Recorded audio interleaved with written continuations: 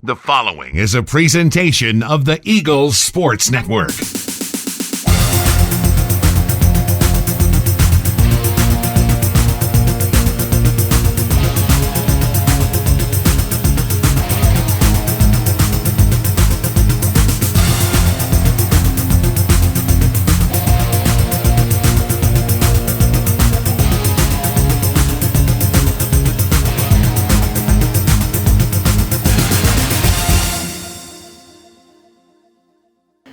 Hello and welcome inside week 6 of the Mike Clowney Show. Carson-Newman falls on the road to the Tusculum Pioneers, a final score of 34-6. I'm the voice of the Eagles, Adam Cavalier, alongside Carson-Newman head football coach Mike Clowney. Mike, throughout this football season, it felt like you have steadily progressed and moved forward.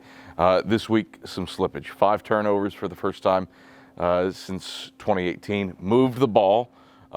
Tusculum, the number 15 team in the country in terms of total defense. You become just the second team to put up more than 300 yards of total offense. But the 5 turnovers, 4 trips in the red zone, just 1 score on those 4 trips.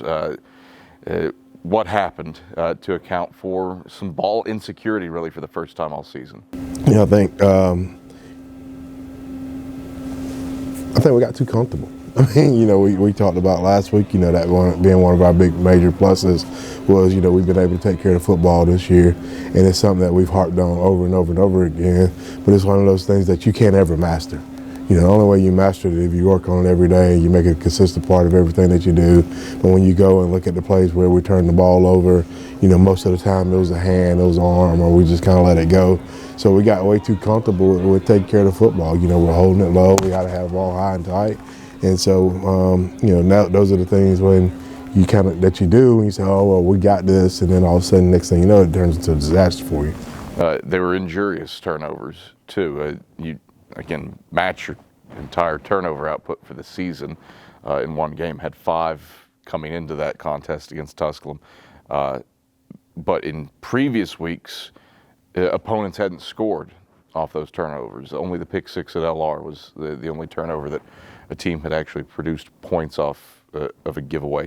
Tusculum scores 21 points off those 5 turnovers. Again, you can only ask your defense to do so much when they're handed a 20-yard field to defend against. It felt like the total Murphy's Law kind of game. Everything that could go wrong did. Everything that could go wrong yesterday went wrong. Even the buses were like an hour and a half late. So I mean, it was just one of those days that, from the very get-go, like that's what we talked about. We get 3rd down. We've talked about, winning 3rd downs. We get a touchdown to the quarterback, and from like legitimately like walking over to the cafeteria to get on the bus, like it was rough from the beginning. How can a day like that be a lesson for the rest of life? I think you just have to learn how to pack it away and move forward, which we've talked about all year. That's why, I said in post game, I told our guys, this on me. The big thing that we have to do is we have to go find a way to fix it, to go back. And I think our guys are, intent on everything that they've done this year. I think they can kind of immediately see, the situation we created for ourselves, where we put ourselves behind so much so early that it's just kind of hard to overcome. And so, I mean, we have to just make sure that we kind of come in, lock in, do little things right, make another concentration, emphasis on it, this week in practice. Carson-Newman falls on the road in week 6 to the Tusculum Pioneers. We'll break down the first half after these messages on the Mike Clowney Show. Sure, we've been around a while, 171 years to be exact, founded on the banks of a creek. This creek, Mossy Creek. We know the power of a liberal arts-based Christian education and the tremendous potential of what can be found on this campus, within this community.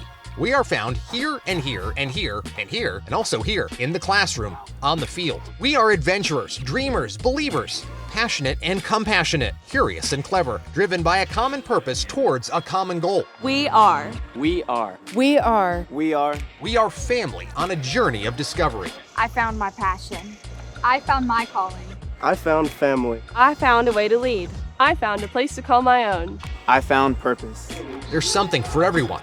We are Carson-Newman. What will you find?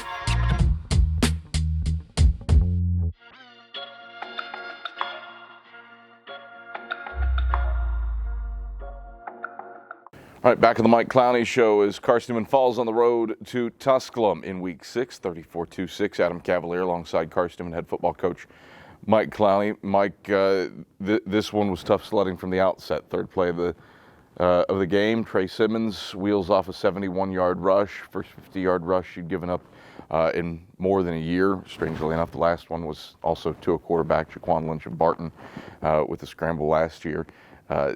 Break down what happened on that third down play, something that you'd really bottled up well against Newberry, kind of reared its head against the Tusculum Pioneers. That's why I felt like we had a good plan against Newberry, kind of very similar quarterback.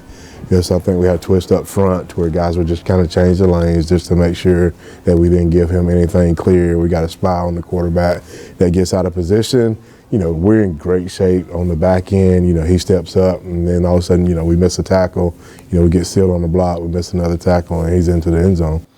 Rushing yardage on the day, something that piled up for the Pioneers. They had more than 300 yards rushing, and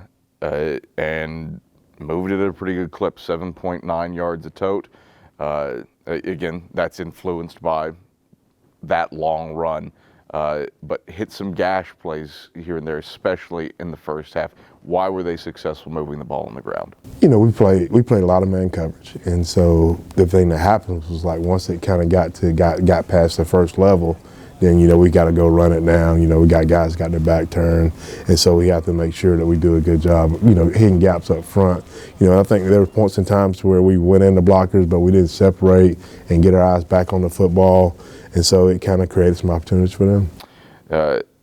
You moved the ball fairly consistently against a high-caliber defense. It does boil down to the turnover. You kind of alluded to it earlier, not keeping the ball high and tight, but it was a rash of guys.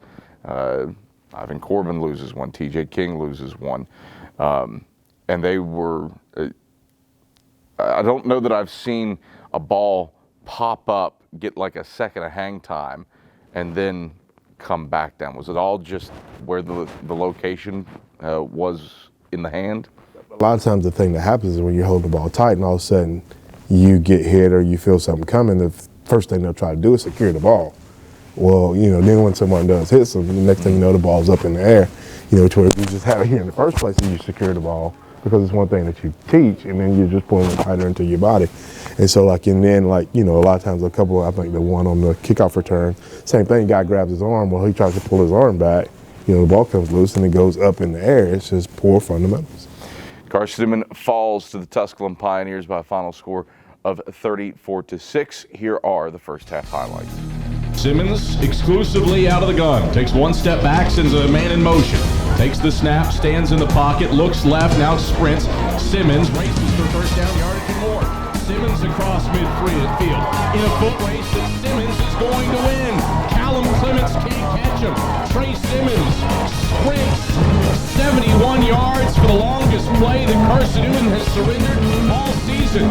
Pioneers crack the scoreboard first, 6-0, 13:36 to play in the first quarter. Side right, Jackson is the wild Pioneer. He takes the snap, plunges left side. He stood up, but he spins in. Touchdown Tusculum. Courtney Jackson out of the wild Pioneer with two defensive linemen blocking his fullbacks for him. Takes it into the end zone from a yard out. First and 10 for the Pioneers. Handoff Johnson left side stretch play. Eagles bottle that one up, and he loses a yard back to the 12.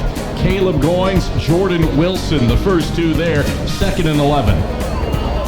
Pioneers 3 for 4 on third down so far today. 3rd and 8 for Tusculum. Right hash at the Eagle 8. Simmons going to throw the fade. Right side of the end zone. That is grabbed and caught. Touchdown Tusculum. Mydrian Vines has his second receiving touchdown of the season, and it was a tough one. Jalen Anderson was trying to bat it away. Vines was not in balance. Trips to the wide side left, Westfield to the short side right. 3rd and 10 Eagles, right hash at the Pioneer 31. Corbin from the gun, steps back to pass, has loads of time. Rolls the pocket right, Corbin throws to the right sideline. Westfield got two hands on it, He completed the reception. Did he keep his feet inbounds? Yes, he did. First down for the Eagles. First down for Braxton Westfield. In there for Tusculum. Instead of a chip shot, now a long distance field goal attempt. 43-yarder for the Morristown East product. Villasenor. His long this season is 30. And this one is blocked by Jalen Anderson. It is picked up along the right sideline by Jackson Ward. Still alive, and he returns it inside the 40, inside the 35, down to the 34. Jalen Anderson blocked it.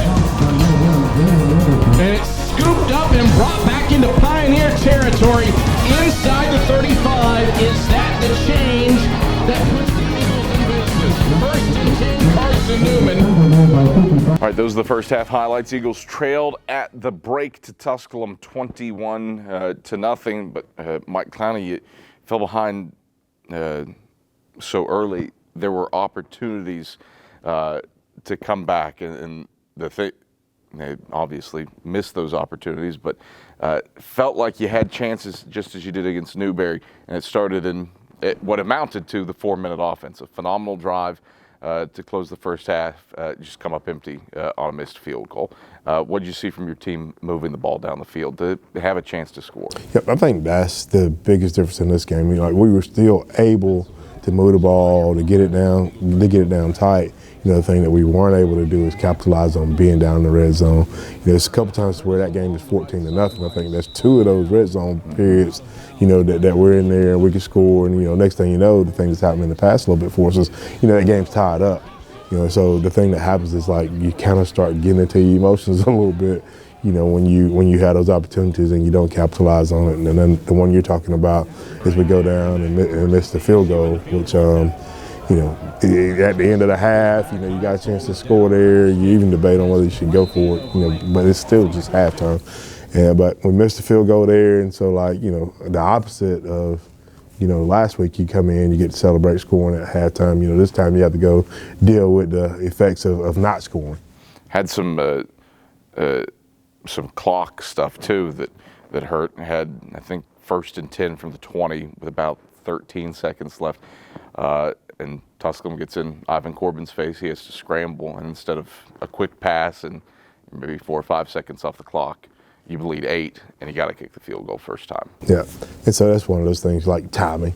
If it's not there, Ivan's good enough quarterback to just go find something, get vertical, get out of bounds, and just we would have used less time that way.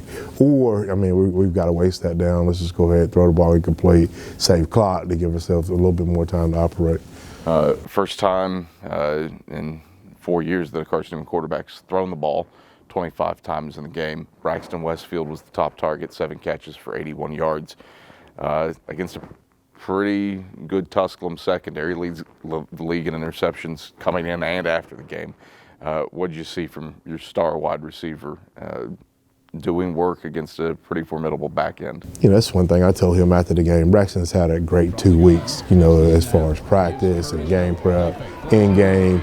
One of the things you're kind of starting to see him own some leadership a little bit. So that's one of those things for his growth and maturity. I think the last 2 weeks was something from him that I'm super proud of, just to see him be able to grow and develop there. Carson-Newman falls on the road to the Tusculum Pioneers by a final score of 34-6. We break down the second half after these messages. This is the Mike Clowney Show.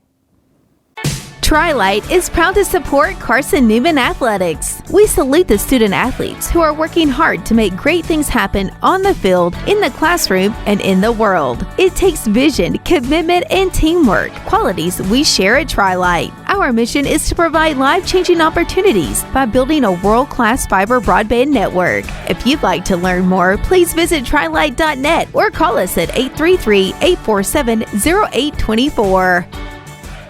We love to cheer for our home teams, like the Eagles. It means more when we're rooting for the people we know. Did you know Tri-Light is your home team internet provider? We're right here in Jefferson City, serving the people we know with our ultra-fast, ultra-reliable fiber broadband network. And we'd love to serve you. Learn more at trilight.net or by calling 833-847-0824. Go Eagles! Back on the Mike Clowney Show, Carson-Newman falters on the road in Week 6 to the Tusculum Pioneers by a final score of 34-6. I'm Adam Cavalier alongside Carson-Newman head football coach Mike Clowney. Mike, a second half that kind of more of the same from the first half. Move the ball, but turnovers. But still worked in some guys that in spectacular ways that you hadn't seen yet, and Cade Meeks comes to mind. He had the 42-yard leaping effort to set up your lone score of the day. The Jacksonville State transfer has caught some passes this season, but that felt like one of the first home run balls you've hit all year. What did you see from him?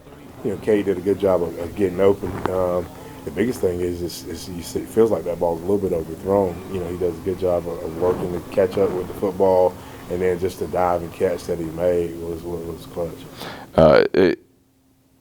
T.J. King ran well. Tyree Nelson got nicked up. Tyler Curtis had some moments. Yardage was tough to come by against a pretty good front four, but yet was still there. What did you see out of your backs and offensive line? You know, they were really good defensively, and we talked about that before the game. That's something that we do going in, that they would be, you know, good defensively. They did a good job of running to the football, and they got multiple guys there. But I thought our guys, for the most part, stayed persistent, you know, fighting for extra yardage still. You know, the biggest thing comes down to probably let's take care of football.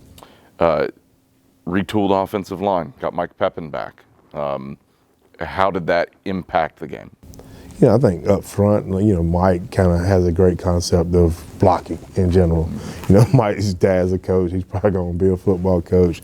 And so he provides some leadership for you there inside. So it's good having him back on the field. Tusculum, aside from Trey Simmons, rolled out multiple running backs who at varying points were able to get downhill on some stretch plays. Hadn't had issues this season, really since the Limestone game, of getting those guys bottled up, and had done that well against Lenore Ryan and Newberry. What changed there in the second half, especially on their third quarter touchdown drive, where they did hit those gash plays? You know, we just, same thing, we get guys out of gaps. You know, their backs were good too. They're big guys downhill. You know, it's like on film, I saw, you know, the one kid come down, he cuts all the way back across the field and goes make a play. They do a good job of keeping their feet running. And so, you know, when we get guys there, you know, it's where, like, sometimes we talk about, like, that energy and focus. You know, we were back to having one guy there, having to bring a guy down by himself, rather than, you know, guys being able to rally and get guys on the ground as a team effort. Carson-Newman falls on the road to Tusculum 34-6, and here are those second half highlights. Nothing. Pioneers leading 8:14 to play in the third. Corbin from the gun, takes the snap, gives Curtis no play fake, throws middle of the field. That's complete to Westfield on a crossing pattern. Inside the 15, down to the 11. Score game with 3:23 to play in the third quarter. Simmons from the gun, claps his hands, takes the snap. Hands off Jackson, left side, massive hole. Jackson, one man to beat, sidesteps Clemens. Jackson will walk in. Touchdown, Tusculum. 46 yards for Courtney Jackson. Johnson behind Simmons in a pistol, two tight ends right. Hand off right side to Johnson. He escapes Jake Cottle in the backfield and manages to squiggle back to the 26. Still loses 2 yards, second and 12. Empty set for Simmons on 3rd and 9 from the Eagle 24. Back to pass to Aaron, to Burke. Long on the left side of the end zone. Burke catches it, gets his feet in. Touchdown, Tusculum. Pioneers go to the air. And Burke snatches a 23-yard touchdown pass along the left side. Trying to salvage something here against the Pioneers. Corbin out of the gun on 1st and 10 from his own 35. Drops back to pass, has time, throws long, middle of the field, looking for Meeks. Lays out, Meeks hauls it in! Cade Meeks going vertical down the middle of the field. With an elite grab between the hashes, down at the 23 at the goal line. 1st and goal from the 4. Curtis and King to either side of Whitson. Splits and takes, gives King, left side, King, a hop, a skip, a jump, he's in. Touchdown, Carson-Newman. TJ King powers his way in from 4 yards out, and Carson-Newman is on the board with 5:52 to play in the fourth quarter. It's 34-6 in favor of the Pioneers. All right, those are the second half highlights as Carson-Newman drops a road game to the Tusculum Pioneers. When we come back, it's time for Talent Talk. It's after these messages.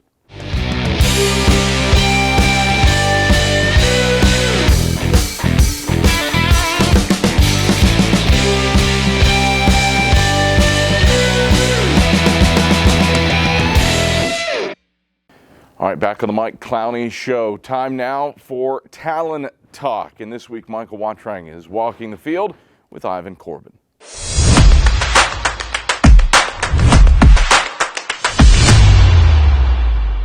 Hi again, everybody, and welcome to the latest edition of Talent Talk, joined by quarterback Ivan Corbin. Corbin takes the snap. Zone read keeper. Corbin, free sailing, untouched, house call, touchdown, Carson-Newman. Ivan, let's go ahead and get walking here. Been a heck of a journey for you throughout your college career. How would you sum up what the time has been like since you first started at Limestone?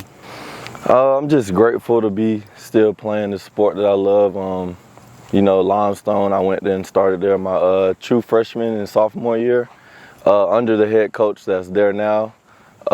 He left and went to the Bears to coach for a couple of years, and then I left and went to Georgia Southern to be back close to home. Went and got my degree from there, graduated with 2 years left, so I grad transferred to another in-conference opponent, Tusculum, and so then I had another year left, and then I came here for my last year. One of the best decisions I've made. What's been the biggest challenge for you over this time? Just going to new schools and kind of like I gotta adjust to the environment and, you know, kind of start over and make new friends everywhere I go, but I feel like I've done a pretty good job at that. I feel like you have a unique experience of being a student athlete. What do people that are maybe watching this don't know about what it's like to be a student athlete? It's a lot of hard work and dedication, you know. Sports take up a lot of time, classes. I'm in graduate school now, so the class load is pretty low, but when I was in undergrad, it was tough, I'm not gonna lie. Corbin out of the gun, double barrel, handoff.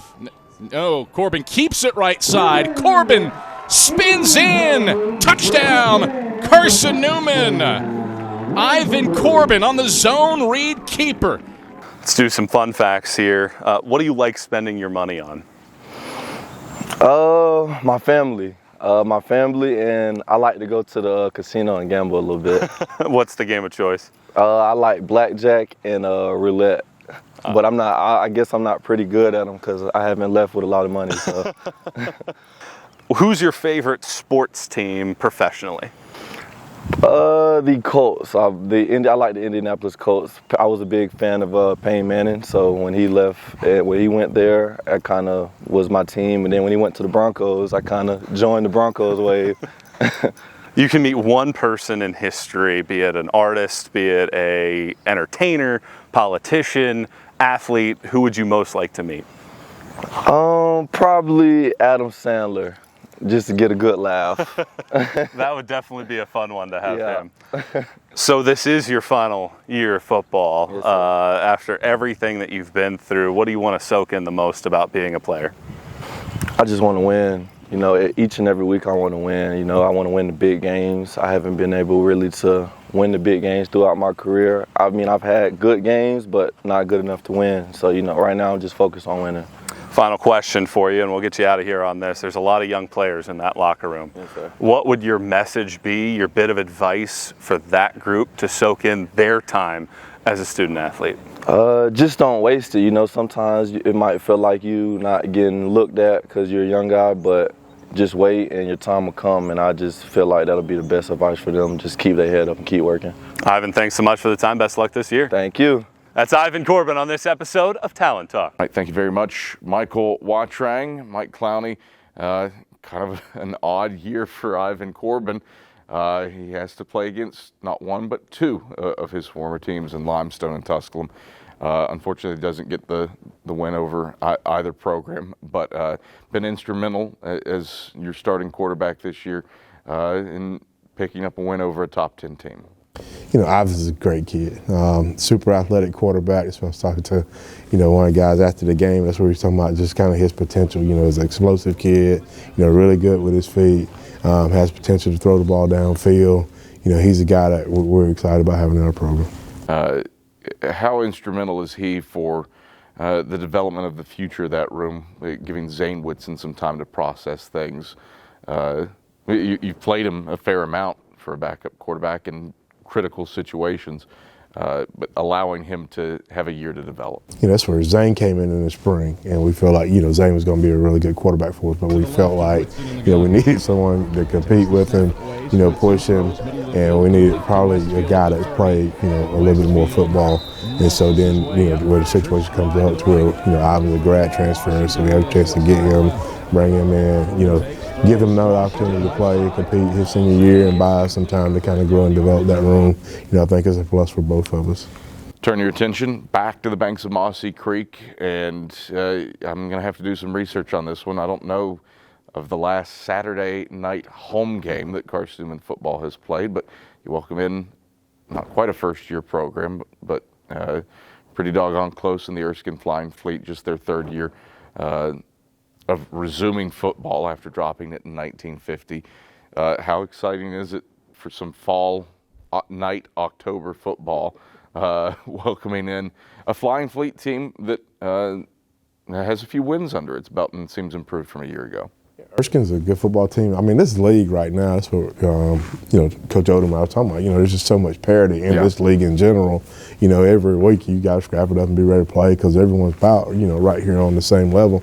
And so, being able to play at night is something that we're seeing, a lot of people do. And so we want to provide our guys with the opportunity to do that here. Feels like a good recruiting opportunity. Billed as a dark mode game, the plan to wear all blue, a chance to create a little bit of buzz around the program. It is, and that's one thing that, we've all talked about. It's like, how to make football